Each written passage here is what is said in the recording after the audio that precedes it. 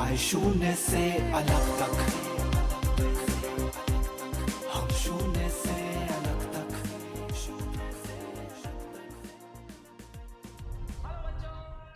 Hello friends, नमस्ते all. आज के इस वीडियो में हम डिस्कस करेंगे केमिस्ट्री के one of the most important और फंडामेंटल चैप्टर थर्मोडायनेमिक्स के ऊपर डिस्कशन होगा आज।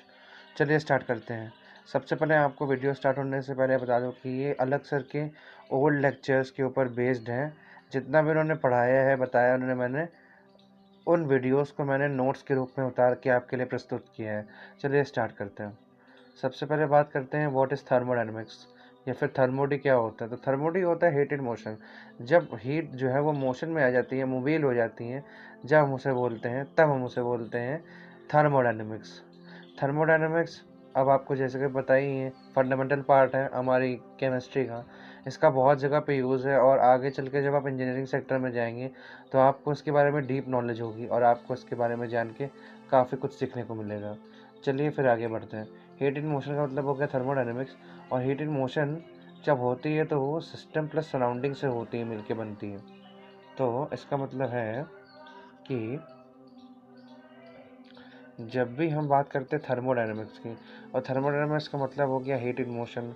अब हीट इन मोशन दो चीज़ से मिलके बना है, सिस्टम सराउंडिंग। इन दो चीज़ों से मिलके बना है, सिस्टम प्लस सराउंडिंग। अब सिस्टम क्या होता है? सिस्टम होता है पार्ट अंडर इन्वेस्टिगेशन। जो पार्ट जो इन्वेस्टिगेशन या ऑब्जर्वेशन के अंदर होता है उसे हम बोलते हैं part under investigation. Part under investigation को बोलते हैं सिस्टम। और सराउंडिंग बोलते हैं जो बचा हुआ पार्ट उसका रहता है, उसे बोलते हैं हम लोग सराउंडिंग। तो इतनी बात क्लियर है, आगे बढ़ते हैं। अब आती है बात सिस्टम और सराउंडिंग को जो सेपरेट कौन करता है। जैसे स्काई और अर्थ है, उसको सेपरेट करने वाली चीज़ क्या है? उसको सेपरेट करने वाली चीज़ है एटमॉस्फेयर। एटमॉस्फेयर ही सेपरेट करता है हमारे स्काई को, मतलब हमारे ऊपर के आसमान को और नीचे की धरती को। उसके बाद लिथोस्फेयर, एक्सोस्फेयर, बहुत सारी लेयर्स आ जाती है। खैर ये ज्योग्राफी की बातें हैं।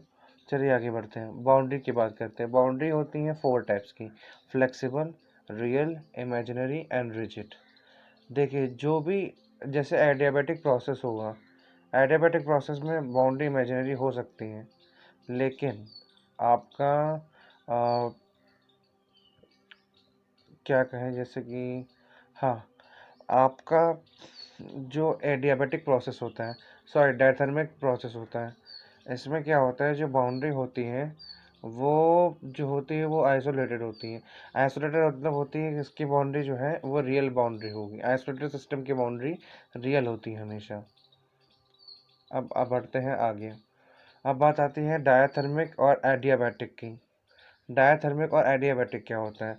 देखिए, डायाथर्मिक और एडियाबैटिक ये हो गया कि जिसमें हीट जल्दी या इजीली फ्लो करती है उसे हम बोलते हैं डायाथर्मिक, और जिसमें हीट फ्लो नहीं हो सकती उसे बोलते हैं adiabatic. Diathermic heat can flow easily, adiabatic restricted heat flow. Delta Q equals to zero का मतलब है कि यहाँ पे जो वर्क डन होगा वो हमेशा ज़ीरो होगा। अब बात करते हैं टाइप्स ऑफ सिस्टम कितने होते हैं। और टाइप्स ऑफ सिस्टम होते हैं 3 टाइप्स के, ओपन सिस्टम, क्लोज सिस्टम और आइसोलेटेड सिस्टम। 3 टाइप्स के सिस्टम होते हैं। अब बात करते हैं कि अगर इनके बारे में जाने थे कौन सा सिस्टम किस चीज़ में, किस चीज़ के ऊपर उसकी प्रॉपर्टीज़ बेस्ड है। सबसे पहले बात आती है ओपन सिस्टम की। ओपन सिस्टम कौन सा सिस्टम होता है? Such system in which mass and energy exchange both can work. मतलब कि जिसमें मास और एनर्जी दोनों का ही मतलब आदान प्रदान या फिर एक्सचेंज हो सकता है, उसे हम बोलते हैं ओपन सिस्टम। क्लोज सिस्टम कौन सा होता है? Such system in which energy can be exchange only is called as close system. मतलब सिस्टम जिसमें सिर्फ एनर्जी एक्सचेंज ही हो सकता है उसे हम बोलते हैं क्लोज सिस्टम। अब बात आती है आइसोलेटेड सिस्टम क्या होता है। सबसे ज़रूरी आपके लिए है कौन सा सिस्टम? Isolated system. इससे ज़रूरी कोई सिस्टम नहीं है आपके लिए पढ़ने के लिए। सबसे ज़रूरी है आइसोलेटेड सिस्टम। अब आइसोलेटेड सिस्टम क्या होता है? Such system in which no exchange can be done, only work energy can be exchange is known as an isolated system. मतलब कि ऐसा सिस्टम जिसमें सिर्फ वर्क हो सकता है, एनर्जी एक्सचेंज नहीं हो सकता, ना ही मास का एक्सचेंज हो सकता है, उसे हम कहते हैं आइसोलेटेड सिस्टम। हाँ, उसे हम बोलते हैं आइसोलेटेड सिस्टम। तो आइसोलेटेड सिस्टम के बारे में ज़रूरी बात क्या है आपके लिए? आइसोलेटेड सिस्टम के सबसे ज़रूरी बात जानने के लिए आपके लिए ये है कि इसकी जो बाउंड्री होती है वो रियल होती है, इमेजिनरी नहीं होती। इसकी बाउंड्री हमेशा रियल होगी। क्यों? क्योंकि इसमें जो वर्क डन है वो ज़ीरो नहीं है और इस वजह से इसकी बाउंड्री जो होगी वो रियल होगी, इमेजिनरी नहीं होगी। देखिए यहाँ पे जितनी भी जो बाउंड्री दिखाई गई है वो बाउंड्री रियल है। अब बढ़ते हैं अगले बारे में, इनकी प्रॉपर्टीज़ के बारे में जानते हैं। सबसे पहले प्रॉपर्टी है एक्सटेंसिव और इंटेंसिव। चलिए इनके बारे में जानते हैं। अमाउंट ऑफ मैटर डिपेंड करता है, amount of matter does not depend. अब इसमें क्या है, आपको अगर एक्सटेंसिव और इंटेंसिव क्वांटिटी पहचाननी कि कौन सी क्वांटिटी इंटेंसिव है, कौन सी क्वांटिटी एक्सटेंसिव है, तो आप एक चीज़ का ध्यान रख सकते हैं कि बस आपको इतना देखना है कि कौन सी क्वांटिटी मैटर पर डिपेंड करती है और कौन सी क्वांटिटी मैटर पर डिपेंड नहीं करती है। जैसे मास मैटर पर डिपेंड करता है, मास कम कर देंगे तो वेट कम हो जाएगा, मास ज़्यादा कर देंगे तो वेट ज़्यादा हो जाएगा। मतलब है mass dependent quantity, sorry, matter dependent quantity है। क्या है? मास एक मैटर डिपेंडेंट क्वांटिटी है। ऐसे ही मोल्स, क्योंकि मोल्स है मास से रिलेटेड, ऐसे ही वॉल्यूम, क्योंकि वॉल्यूम भी मास से रिलेटेड है, और ऐसे ही एन भी रिलेटेड है मास से। एन का मतलब तो मोल्स ही हो गया। हाँ, बात करते हैं इंटेंसिव प्रॉपर्टी की। तो जो प्रॉपर्टी होती है जो मास पे डिपेंड नहीं करती उन्हें कहते हैं हम लोग इंटेंसिव प्रॉपर्टीज़। इंटेंसिव प्रॉपर्टीज़ में आ जाता है आपका refractive index, refractive fraction, representative fraction, rho और थीटा एंगल। ये सब आपके आते हैं किसमें, जो कि मास पे डिपेंड नहीं, सॉरी, मैटर पे डिपेंड नहीं करते, इस वजह से इन्हें इंटेंसिव बोलते हैं। अब आते हैं अगले उस पे, एग्जांपल्स पे आ जाते हैं कुछ। तो एग्जांपल्स क्या है? वॉल्यूम, एनर्जी, मोल्स, एंट्रोपी, ये इसके एग्जांपल हो गए। इसके एग्जांपल हो गए temperature, density, mole fraction, molality.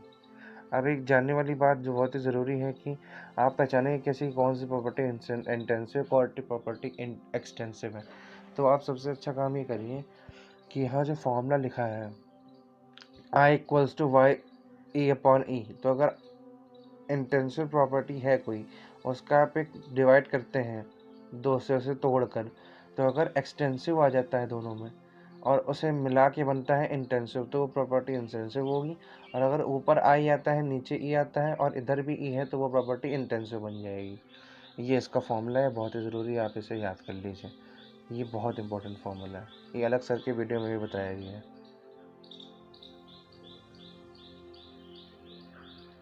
हाँ, एक और ज़रूरी बात, ये जो पीएच है, पीएच पीएच ये भी एक इंटेंसिव प्रॉपर्टी है, क्योंकि ये भी मैटर पे डिपेंड नहीं करती है। ये जो पीएच है ये भी एक इंटेंसिव प्रॉपर्टी है। अब आते हैं स्टेट्स ऑफ वेरिएबल में। तो स्टेट्स ऑफ वेरिएबल क्या होते हैं?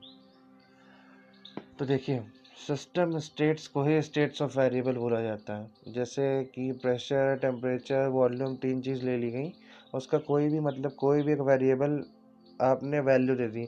ऐसे प्रेशर दे दिया 1 atm, टेम्परेचर दे दिया 27 से डिग्री सेल्सियस, वॉल्यूम दे दिया 300 मिलीलीटर ml, और वैसे स्टेट चेंज जब हुआ तो उसी को बोल देते हैं स्टेट वेरिएबल। उसी को क्या बोल देते हैं? बोल देते हैं स्टेट वेरिएबल। अब बढ़ते हैं आगे।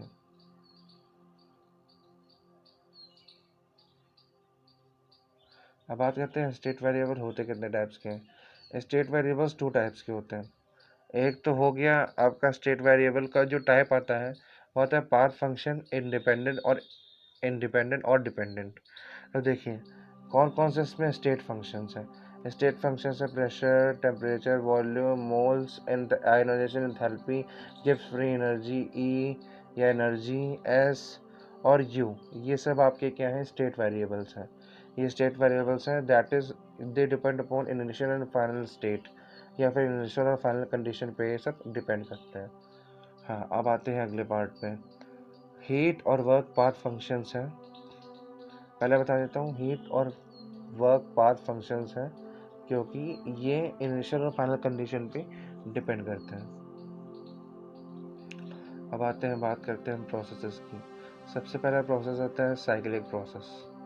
सबसे पहला प्रोसेस होता है साइक्लिक प्रोसेस। साइक्लिक प्रोसेस क्या है? साइक्लिक प्रोसेस चेंज है जो कि वेरिएबल होता है, और इसमें जो चेंज होता है डेल्टा वी यानी वॉल्यूम का चेंज होता है, वो हमेशा ज़ीरो होता है। चेंज जो होता है वॉल्यूम का वो हमेशा ज़ीरो होगा, और इसमें जो वर्क डन है वो ज़ीरो नहीं होता है। Work done can not be zero. इसमें प्रेशर डेल्टा पी भी ज़ीरो होता है, डेल्टा ई भी ज़ीरो, डेल्टा एस भी ज़ीरो, डेल्टा टी भी ज़ीरो, डेल्टा यू भी ज़ीरो। ये जितने पहले बता दूं, ये जितने भी नोट्स हैं सब अलग सर के कंपाइल्ड नोट्स हैं, उनके वीडियो के कंपाइल्ड नोट्स हैं। एक एक चीज़ यहाँ पे कॉपी करी गई है उनके नोट्स की, कि आपको उनका वीडियो देखना ना पड़े जल्दी से, और आप इन्हीं नोट्स को देख के रिवाइज कर सकें। वैसे उनके वीडियो को अगर आप देख के बनाएंगे नोट्स तो वो ज़्यादा बेनिफिशियल होगा, क्योंकि आपकी हैंड राइटिंग का नोट्स, अपने नोट्स सबसे बेस्ट होते हैं। चलिए बात करते हैं अगले टॉपिक पे आते हैं। Term types of thermodynamics processes. सबसे पहले प्रोसेस आता है आइसोथर्मल प्रोसेस। आइसोथर्मल प्रोसेस क्या होता है? जिसमें टेम्परेचर कांस्टेंट हो, दिखा है ना यहाँ पे सेम टेम्परेचर। इसका मतलब जो टेम्परेचर होगा वो कितना होगा? Delta T equal to zero. तब आपको कोई भी टेम्परेचर लेंगे, मतलब टेम्परेचर 2 डिग्री है, टेम्परेचर अगर पहले 2 डिग्री था तो बाद में भी 2 डिग्री ही रहेगा। मतलब 2 डिग्री यानी आप कह सकते हैं 247 केल्विन है तो 247 केल्विन ही रहेगा।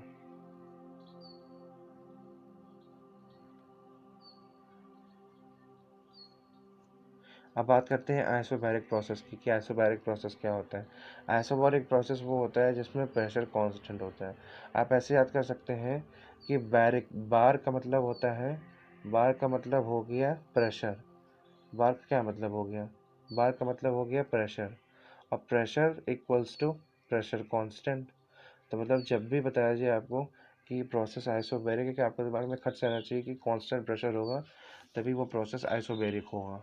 नहीं तो अगर कांस्टेंट वॉल्यूम होगा तो वो आइसोकोरिक हो जाएगा, अगर हीट कांस्टेंट हो गया तो वो आइसोथर्मल हो जाएगा। तो ऐसे करके आपको ध्यान रखना है। अब बढ़ते हैं अगले टॉपिक पे, आइसोकोरिक। आइसोकोरिक में कुछ नहीं होता है, सिर्फ वॉल्यूम कांस्टेंट होता है, तो वॉल्यूम कांस्टेंट तब ज़ीरो हो जाएगा तो वो प्रोसेस आइसोकोरिक हो जाएगा। अब बात करते हैं एडियाबैटिक प्रोसेस में। एडियाबैटिक प्रोसेस में हीट एक्सचेंज नहीं होता है, इस वजह से इसे कहते हैं adiabatic process, no heat exchange. और इसकी बाउंड्री मैंने आपको ही बताई थी कैसे होती है। इसकी बाउंड्री होती है रियल होती है इसकी बाउंड्री। इसकी बाउंड्री हमेशा हमेशा ऑलवेज ऑलवेज रियल होगी। अब बात करते हैं रिवर्सिबल और इरिवर्सिबल प्रोसेस की। रिवर्सिबल और इरिवर्सिबल प्रोसेस क्या होता है? सबसे ज़रूरी चीज़ आपको पता करना होगी कौन सा प्रोसेस रिवर्सिबल है, कौन सा इरिवर्सिबल है। तो ये पता लगा कि वो प्रोसेस है कैसा, स्लो है कि फास्ट है। जैसे गुब्बारे का फूटना फास्ट प्रोसेस है, इरिवर्सिबल होगा। जैसे बात करें पेड़ का उगना, एक एक्सेप्शन है, पेड़ उगता है तो प्रोसेस तो स्लो है लेकिन वो इरिवर्सिबल है। वैसे ही अब क्या है, which occurs infinitely small steps, जो बहुत ही छोटे छोटे स्टेप्स में हो उसे हम लोग कहेंगे रिवर्सिबल, और जो बहुत ही फाइनाइट स्टेप्स में हो जाए, मतलब एक डेफिनेट एक लिमिटेड स्पेस में लिमिटेड टाइम में हो जाए, उसे हम लोग कहेंगे रिवर्सिबल प्रोसेस, इरिवर्सिबल प्रोसेस।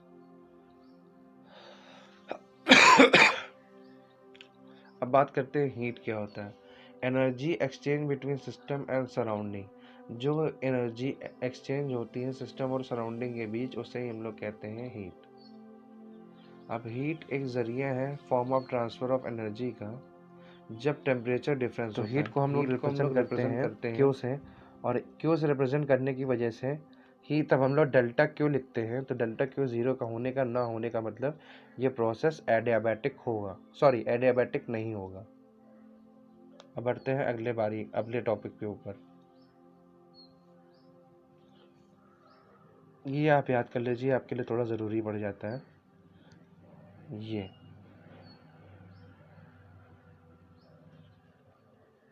ये आप याद कर लीजिए कि 1 कैलोरी इक्वल्स टू 4.186 जूल। देखिए जितने भी यहाँ आपको इन्फॉर्मेशन मिलेगी मेरे चैनल में, वो इन्फॉर्मेशन बिल्कुल प्रिसाइज रहेगी, बिल्कुल सही रहेगी, बिल्कुल करेक्ट रहेगी, क्योंकि जितने भी मैं यहाँ इन्फॉर्मेशन देता हूँ ये सब अलग सर के कंपाइल्ड नोट्स से कॉपीड है। मतलब कि उनके नोट्स नहीं है ये नोट्स मेरे बनाए, लेकिन मैंने उनके वीडियो से नोट्स बनाए। वो बिल्कुल फ्रूटफुल तरीके से नोट्स बनाए कि इस वजह से नोट्स आपके लिए काफ़ी फ़ायदेमंद रहेंगे। चलिए अगले टॉपिक के ऊपर बढ़ते हैं।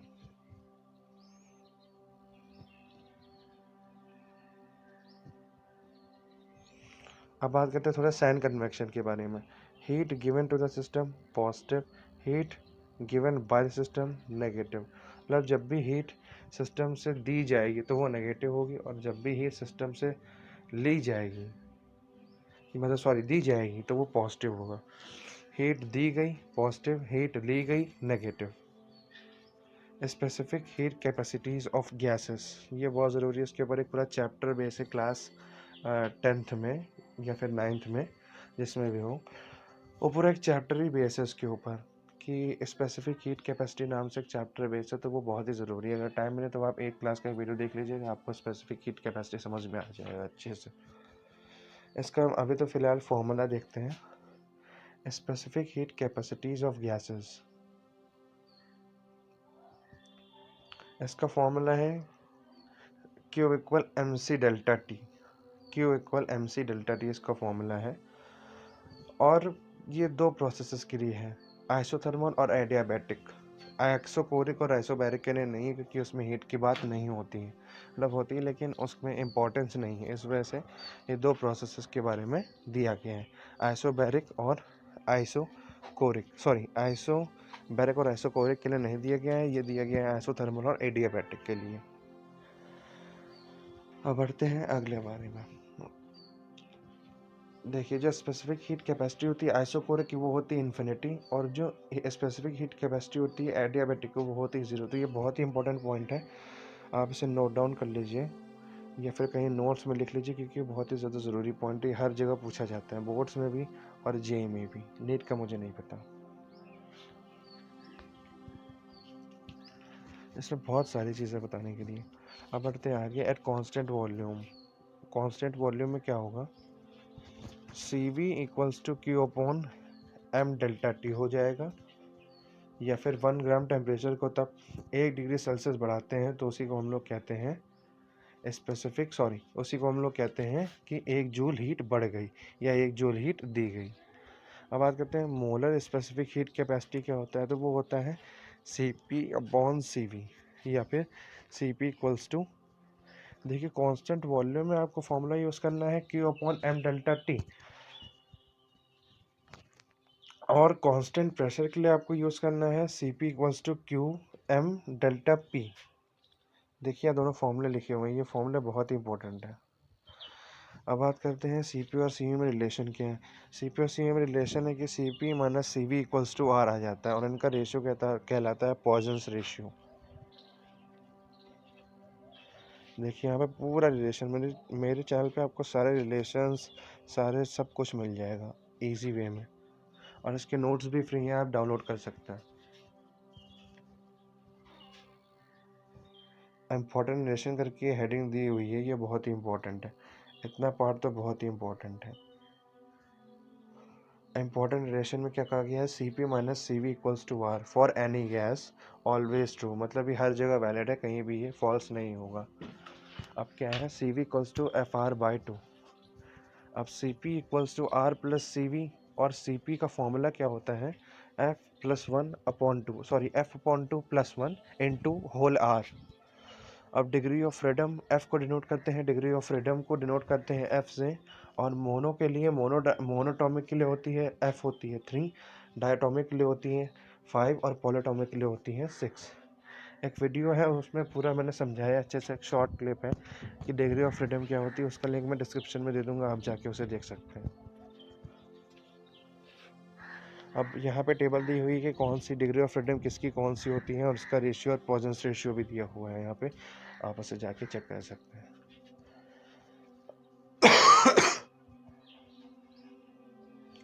ये भी काफ़ी इम्पोर्टेंट पार्ट है।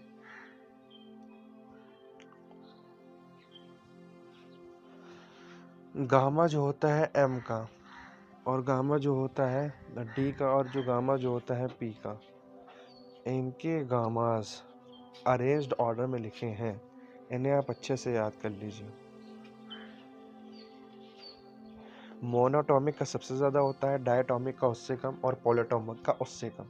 गामा का फॉर्मूला है 2/F, या फिर आप कर सकते हैं CP/CV कर सकते हैं, तो डायरेक्ट आ जाएगा। अब एनर्जी एक्सचेंज की बात करते हैं तो वर्क और हीट, दो टाइप से एनर्जी एक्सचेंज होता है।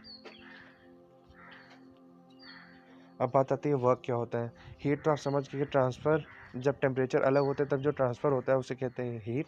और हीट एक ज़रिया होता है एनर्जी को ट्रांसफ़र करने का। मतलब जब हीट फ्लो करती है तो जब एनर्जी फ्लो करती है तो उसी को हम लोग हीट का नाम दे देते हैं। अब आते हैं वर्क क्या होता है। तो वर्क होता है mechanical way of transfer of heat. मतलब जब जिस जगह मैकेनिकल वे आ जाए एनर्जी को ट्रांसफ़र करने का, उसे हम लोग कहते हैं वर्क। और जहाँ पे सिंपल वे आ जाए ट्रांसफ़र ऑफ एनर्जी का, उसे हम लोग कहते हैं हीट। मैंने आपको एक क्लियर कट शॉर्ट डिफरेंस बता दिया दोनों के बारे में, तो आप इन्हें याद कर लीजिएगा। अब मेन चीज़ पे आते हैं। सबसे ज़रूरी बात कि P external into delta we जो है, ये फॉर्मूला होता है किसका, वर्क डन का। फॉर्मूला यही होता है P external minus P external into delta we. Delta we है चेंज इन वॉल्यूम, और और पी एक्सटर्नल है एक्सटर्नल प्रेशर। तो फॉर्मूला कुछ ये बन जाएगा। अब आते हैं अगले पार्ट में। अभी हमने हाफ PDF कंप्लीट कर लिया है, आधे 15 मिनट में हाफ PDF और कंप्लीट हो जाएगा।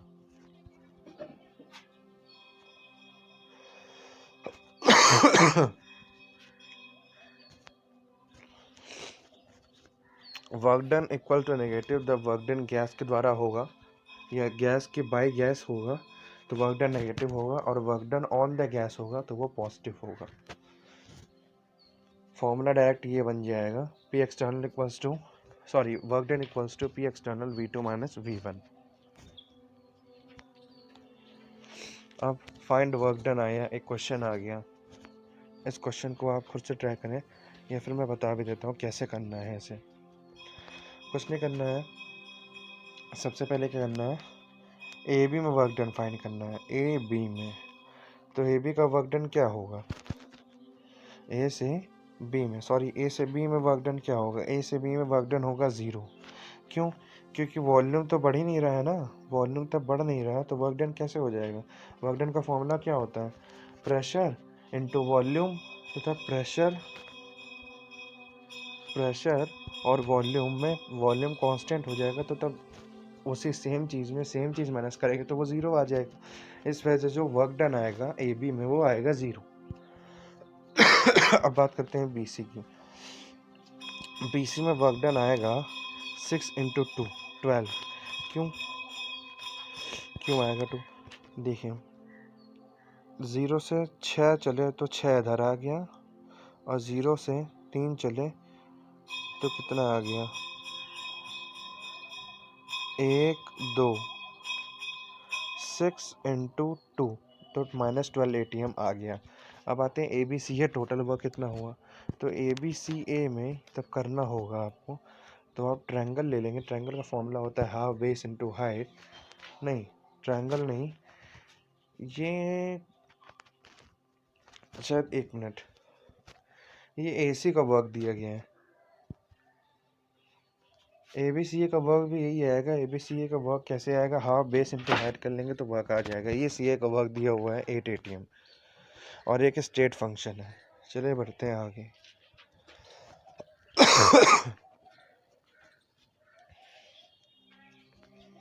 अब आ जाते हैं आइसोथर्मल प्रोसेस पे, आइसोथर्मल एक्सपेंशन में। आइसोथर्मल एक्सपेंशन क्या होगा, जिसमें डेल्टा टी की वैल्यू 0 हो, यानी कि टेम्परेचर कांस्टेंट हो।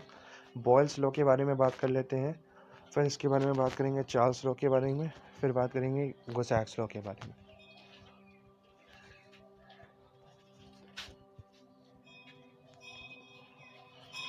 बॉयल्स लॉ क्या होगा, Boyle's law P1 V1 equals to P2 V2।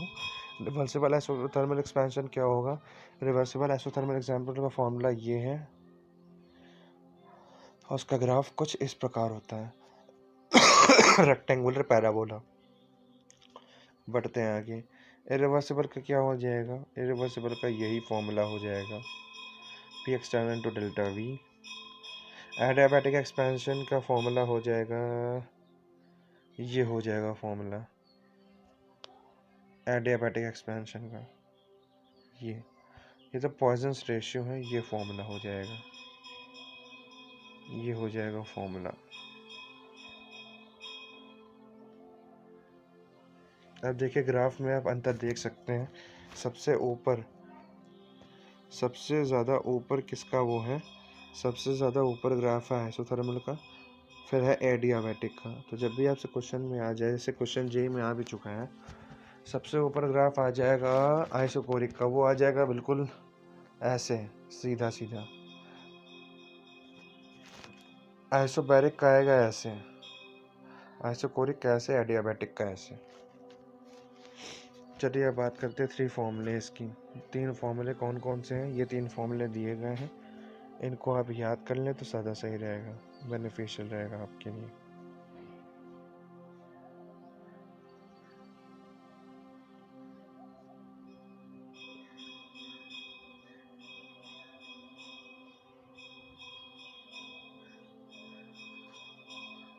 ये 3 फॉर्मूले। अब आते हैं एनर्जी कंजर्वेशन के ऊपर। एनर्जी कंजर्वेशन ही फर्स्ट लॉ ऑफ थर्मोडायनेमिक्स है। इसमें कहा गया है D U equals to D W plus D Q, मतलब चेंज इन इंटरनल एनर्जी ही को कहते हैं डी डेल्टा यू, और heat given to the system हो जाती है डेल्टा क्यू, और वर्क डन हो जाता है डेल्टा डब्ल्यू, और यही है फर्स्ट लॉ ऑफ थर्मोडायनेमिक्स। इसकी प्रूविंग यहाँ नहीं दी हुई है, इसकी प्रूविंग आप मेरे पीडीएफ में जाएंगे तो आपको मिल जाएगी, ये है।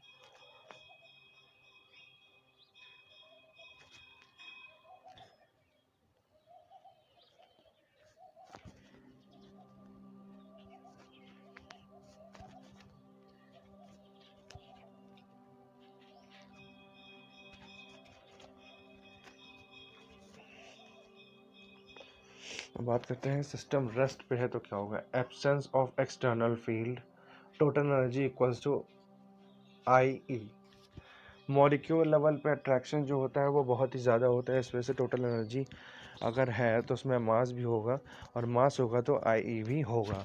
तो I E equals to kinetic energy 1, kinetic energy 2 और काइनेटिक एनर्जी 3, मतलब रोटेशनल, ट्रांसलेशनल और वाइब्रेशनल एनर्जी, तीनों energy ionization sorry internal energy के इक्वल होती हैं। मतलब तीनों में, और एक लॉ भी बना हुआ है, उस लॉ का मैं नाम भूल गया, लेकिन उसमें ये कहा गया है कि उसमें, हाँ, एनर्जी इक्विपार्टीशन, या फिर, हाँ, यही नाम था, इक्विपार्टीशन लॉ ऑफ थर्मोडायनेमिक्स में ये बताया गया है कि जितनी भी रोटेशनल काइनेटिक रोटेशनल, ट्रांसलेशनल और वाइब्रेशनल एनर्जी होंगी, ये सब इक्वल होंगी। बीपी पिछले वीडियो में मैंने बताया था, लेकिन ये पॉसिबल नहीं है कि हम बता सकें कि एक एनर्जी, इंटरनल एनर्जी एक सिस्टम की कितनी है, लेकिन हम ये बता सकते हैं कि उसका चेंज कितना है। चेंज का फॉर्मूला है delta U equals to delta Q plus delta W. It is an extensive property, it is a state function और depend upon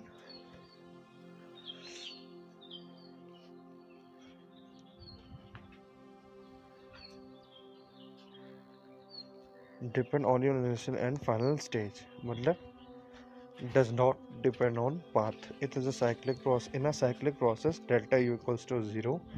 How to calculate u? अब देखिए यहाँ एक इम्पोर्टेंट चीज़ फिर से बताने जा रहा हूँ कि आपको लेना क्या है, आर कब क्या लेना है, कब 8.314 लेना है जूल पर केल्विन, और कब 2 कैलोरी लेना है। तो जब भी आपको यू कैलकुलेट करना है, कैसे, सबसे पहले तो आइडियल गैसेस के लिए इंटरनल एनर्जी NFRT/2 हो जाएगी, और ये FRT/2 ही जो है, FRT/2 है, ये FRT/2 जो है, यही क्या हो जाएगा, ये हो जाएगा CV।